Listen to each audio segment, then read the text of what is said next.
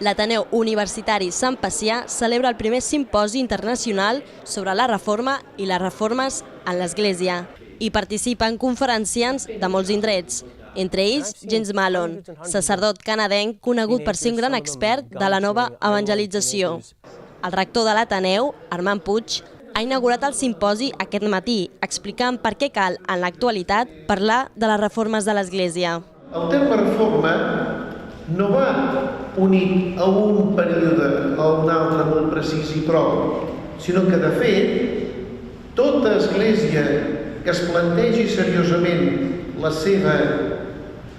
seu compromís amb l'Evangeli, de fet, està cridada a plantejar-se la seva reforma. La renovació missionera és l'actual reforma amb el pontificat del papa Francesc, arrelat al Vaticà II, però com assenyala Armand Puig, amb un context diferent.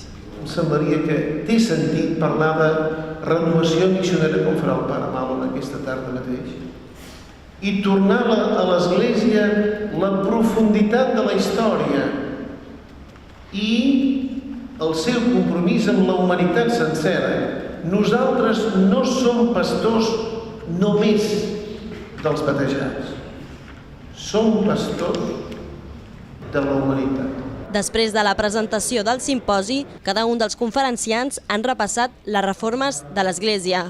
Els primers han estat els professors Miquel Di Marco, de la Pontifícia Universitat Gregoriana, i David Abadías, de la Facultat Antoni Gaudí, que han parlat de les reformes més històriques. No serà, però, fins aquesta tarda que James Mallon donarà els seus consells sobre la conversió pastoral i la renovació missionera de les comunitats actuals.